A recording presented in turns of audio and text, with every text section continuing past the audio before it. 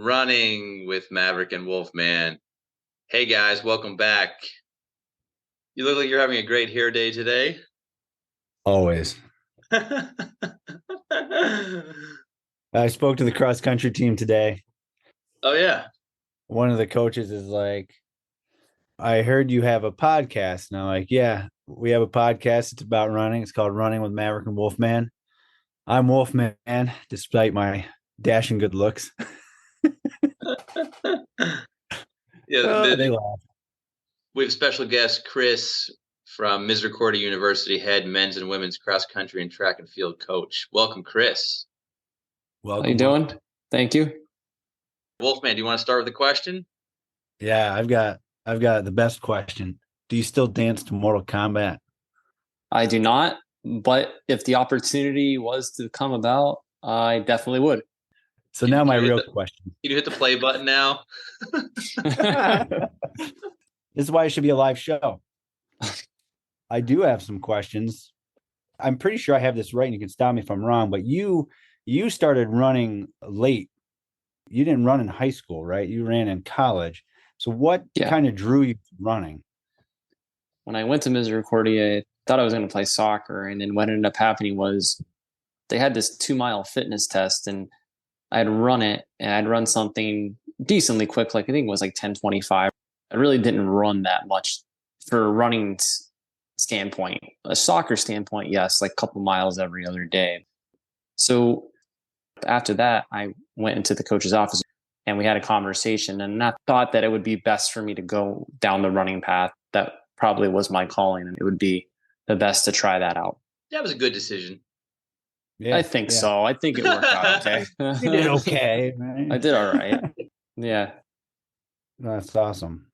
I know you said it was your calling. So at what point were you like, I'm going to coach? This is what I'm going to do? I think like maybe my second year into running, I really enjoyed like just the interaction with the coaches, and just thinking about doing that for a living was very enticing to me. I thought it would be cool to be able to help people become better athletes, better runners. And I felt like that was something that I wanted to look into. But I did make an early decision to go towards a major that would help me get some looks, and like a sport management degree would look better than having an English degree. And I definitely wanted to be running because I was a runner. I mean, I don't go coach softball or something when I'm running. I don't know if they'd hire me if I was trying to coach softball. Give it a try. Give it a try. So that's why I thought that I really wanted to try to get into that and see where that can take me. And I was fortunate enough to be able to get an opportunity after school. I was just in the right spot at the right time, to be honest with you. Don't quote me on this, but I believe we were on our third coach in about 6 years. I was offering stability and someone that, I was a new coach. I had a lot of stuff to learn, a lot of things to go through, but I was willing to do the work and work hard and put in the time that it took to get the program to areas where I thought we can get to. So I was fortunate enough to be with the right people at the right times. I want to ask you, do you remember which senior cross country member interviewed you for the job? Yeah, you.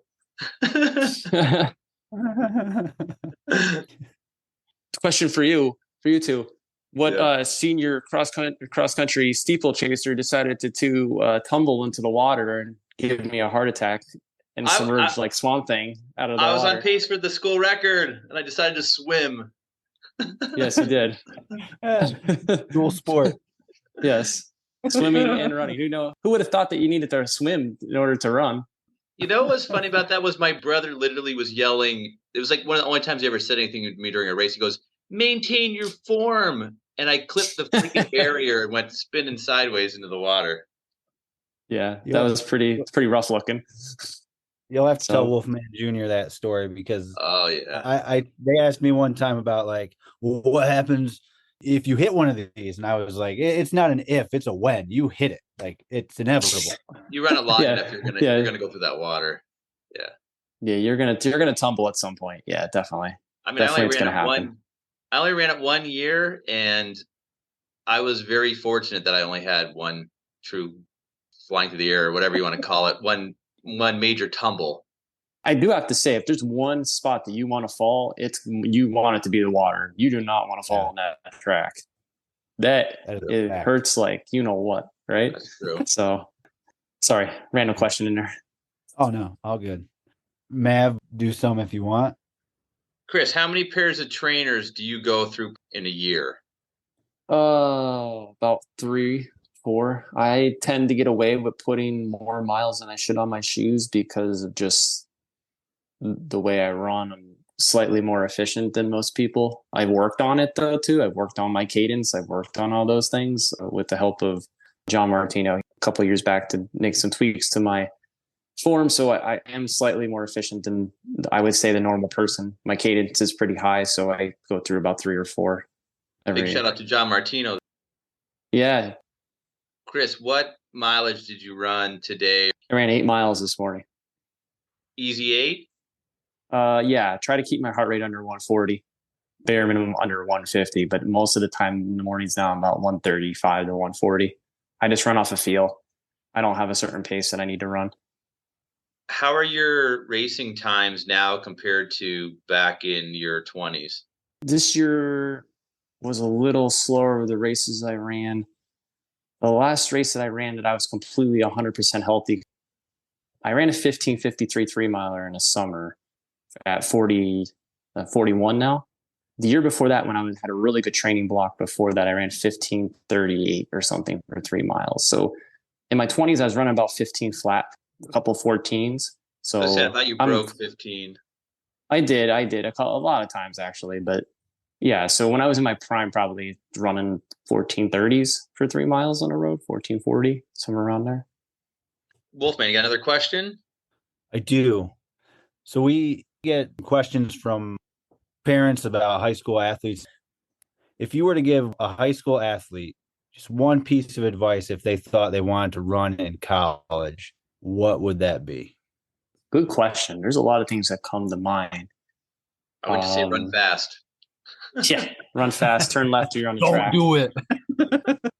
Make sure you enjoy it. Make sure you try to find a love for it. Don't feel like the only way you get, yeah, it's not a job. Make sure you feel like you don't have to run a zillion miles as soon as you start running to be good. Like, try to find some love for it, enjoy it a little bit, and then let yourself grow. If you're talking about a high school freshman, you don't need to go run 50 miles a week. Very little of us are going to be pro runners. So you could be a good runner, though, if you don't ruin the experience. Because what happens, I feel like some high school runners come in and their coaches have good intentions, but sometimes the kids aren't ready to do what they think they need to give them. And sometimes kids run away from it, no pun intended, run away from the sport because they're like, what the heck is this? I don't want to run this much. And some kids need a little bit of just easing into it, just to get accustomed to what they're going to be doing, because it's a lot from going from 0 to 60, never running before to running. Oh, we're going to run 6 miles a day. Whoa, wait a minute. I never run a day in my life. So I think that just having a transition for younger kids into it would help keep more kids in the sport and might develop more kids over time if more people were able to be a little bit more patient with the process of coaching them, but also being flexible and adaptive to who they're working with and not having a one size fits all mentality with how you're going to train the kids that come in. Coaches that do that, I feel, probably have more success than those that don't. So that's just my advice. Make sure you're having fun with it first, then worry about being good at it. Yeah, no, I think that's great. I talked to a few coaches before one of our previous episodes, high school coaches, and they all pretty much said the exact same thing. Like, you got to try to meet your athlete where they are and try to help them find the fun in it so they can enjoy it and continue it. Yeah, I think it takes a lot of time to find yourself in running, though. I don't think that a junior high or high school athlete, they're just the start of it. They're not experienced. So to have them doing a crazy amount of mileage or to go into college expecting to be number one on your team, it's not realistic expectations for majority of runners. I think you need to come in, kind of learn how to run at the new distance, get your feet wet a little bit, and then grow in the sport. And even with running, if you don't get burnt out after college, you still have many, many years. Like you're in your Yeah. 40s, you're still running good times, like incredible Yeah. times. Run for decades if you You- don't overdo it and don't get burnt out. Yeah, you can. I give credit and shout out to all my coaches, Coach Frank, Coach Brandon, and Coach Dan. They're all positive influences to me. I still love the sport. They did something good. And they definitely did something good because there's more than just me that feel that way, that love the sport still. So they definitely did a good job of that. So I was really fortunate to be able to be around good people that had our best interest in mind, as much as we thought that they might be trying to kill us off. They weren't. Yeah. I would say there was one Coach Dan workout right before, I think, Christmas break. It was like 7.5 miles of speed work with running in between as breaks and a warm up and a cool down. And the whole thing was like a half marathon. I forget exactly how much mileage total it was. And we were doing it inside on the track because it was snowing and wet and icy and everything outside. This is nuts. There's no reason, if I'm going to run the 8 and the 15, do I need to run this crazy workout right before Christmas break? Yeah, that sounds about right. Some of those workouts were challenging for sure. That particular one, I didn't even know where he came up with. He was a big Daniels guy, so he probably got some type of Daniels. Like it was the longest workout of the year. It's like a marathon. And I had to go. I was like, I got to get out of That's here. He was a marathoner, wasn't he? He was, yeah, he was. That's what he did. Yeah, he was an All-American cross country runner in college, and then he ran pretty fast in the mile post college, and he moved to the marathon. I think I'm right with that. Yeah, I think you're right. Yeah, he was good. He was real good. All right, I got a question, Coach Chris. Yeah, sure. So when you first started running, I imagine you would be pretty nervous before a race. Yes. Okay, decades later, we fast forward now. How do you feel going into a race now? Excited. I'm not nervous at all. I tell people all the time, I love to compete when I get the chance to. It does not make me nervous to run hard. I actually look forward to running hard. So Sure. That's something I worked on. I think, personally speaking, I don't get to race as much as I used to. And I think that I always tell people I love running because I really do love running. But I not only love running, I love competing, and I love running hard when I can. I just can't do it as frequently as I used to. But I get really excited about doing races. I love the opportunity to compete with people and so forth. Which when I was younger, I think when I was younger, I maybe feared maybe a little bit of expectation, a little bit of nerves from having an expectation of doing something or wanting to do something. And I think over time I learned that, and try to teach this to my kids in Misericordia, your expectations are taking your energy away from your ability to compete and produce results. And just working on the process of running your own race and competing hard and working on the ability to focus your energy on the effort, the process of the task is more important than worrying about this time goal that only means something to you or anybody if you're able to execute the goals. Yeah, I think to sum up what you're saying, it sounds like the pressure is off because you've already gone through all those initial experiences and have grown from that. So when you first start out, you're very nervous. You want to make sure you're doing well. You're worried, what if I don't do well? People see that I didn't get a good time. And then all of a sudden one day you just go, I'm not worried about that. I've done what I've done. I'm going to do it my way. And I've had enough experience that I can do it. And I'm confident now. Yeah, right. Correct. That's a good way to put it. I was going to let Wolfman sum it up, but I just thought I would go ahead. Oh. You did good, kid.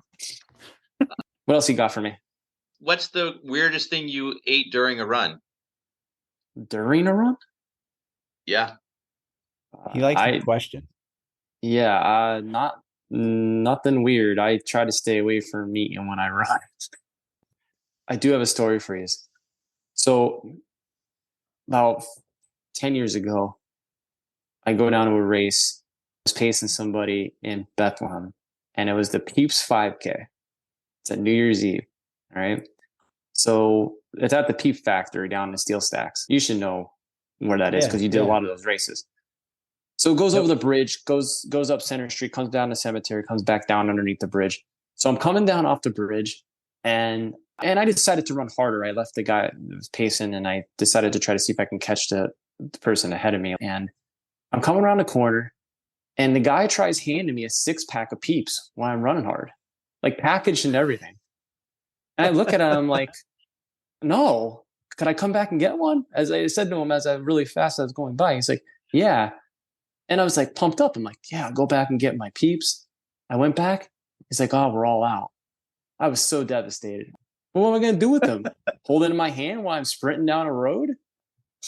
Yeah, but just imagine Peeps to advertise that if you were like pumping through the victory with the Peeps in your hands, going to the finish line. Yeah, flash it above your head. You got Peeps, you're chewing on them. Yeah, you're just gnawing on it while you're coming through. You know what's funny though? I won a race one time, and I was supposed to get like a sweatshirt as a first place prize. And they had like the second place prize, third place. They had like everyone's prize but mine, right? So I win the thing, I get nothing. And this one local runner is trying to give me his stuff. He's like, just take mine, just take mine. You're never going to get it. I'm like, no, I'll get it. I'll get it. They'll get it to me. Never got it. Doesn't matter. But at the same time, I was like, I kind of wanted that hoodie, you know? It's in the mail. It's in the mail. All right. Now I have to say, guys, I haven't really run much in the last year. I didn't really run for a year. Last year I did 2 road races only, suffered through the first one. Before that, I took about a decade with very minimal running on and off, not like no racing whatsoever. I do notice that coming back to running and racing now, I'm feeling like I'm building myself up. But the first couple of days that I went running, I felt like a new runner. I was going up and down vertically. I was going side to side with my movements. I was like applauding the ground, like, you know what I mean? Clapping as I was running. And it sucked. I was so inefficient and so just terrible the first few days. Did either one of you have that, like a big drop off from running where you had to get back into it and have this really like kind of bad hiccup? I did, but I always feel like I pick back up rather quickly. I feel like that muscle memory eventually just takes over and all the pathways are there. So once they pick up, but I know what you mean. I did have, like I had mentioned before, I did have a hernia repaired. And I feel like there's only 2 times that I ever had to restart running from just a normal like week break or 2-week break. And that was one of them. And I felt like that for probably the first month or 2 after that surgery where I was just plotting around. But after that, I started to get some rhythms back to me. And I got in pretty good shape pretty quick after that. But those first 2 months were rough from not running for like 3 months. So that's the only thing I guess I can get close to what you're going through, right? With that long break. I'm in like week 5. So I'm just starting to feel like a rhythm now, just starting to get more efficient. Times are starting to make sense. Was running training times that were like very slow for me. And then like today I was running like 7s. And I was like, oh, this is what I used to run. And this feels pretty comfortable. And it hasn't for the first month. Any pace I ran felt bad. Any time I was running, it was like, oh, this doesn't feel good at all. I would say just that's pretty normal what you're going through. And as your body adjusts, I mean, your body has to adjust to all these different things again and just get used to what you're asking it to do. And, you know, as your aerobic fitness gets better, you'll just get more comfortable with the way you're breathing, the way your body's moving. And Dylan could tell you that too. I'm sure he'd probably say the same thing. So you gotta start calling him Wolfman because nobody knows. I'm sorry. Oh, okay. Oh, yeah. Sorry. Yeah. Did you change your name legally? I should. I haven't yet. No. I have to say that would be pretty awesome if you did. No last name, no middle name, just Wolfman. Coach Chris, thanks so much for joining us. No problem. Thanks for having me. Thank you. Thanks again, dude. Coach Chris from Misericordia University. Really appreciate you being on the show and sharing your expertise with us. Also, we got an update. Allie did complete the Erie Marathon. Way to go, Allie. She did great, and we look forward to hearing about it in a future episode. We were just unable to connect with her this week. Sorry, guys. We will definitely get her back on the show, let her tell her story about Erie and her first marathon and all the ups and downs that she experienced throughout that marathon. Okay, so we're going to go over some tips. Guys, remember, when you're running, make sure you are running smart. Make sure you are doing a good job to be good, healthy, strong runners, and you are not racing every day. We hear too much about people racing every day and running too hard, running too fast, too quickly. Make sure you're taking your time, building yourself up. That is some great advice that we all make mistakes with and have made mistakes with over the years. So please make sure you're running smart. Okay, other tips, advice.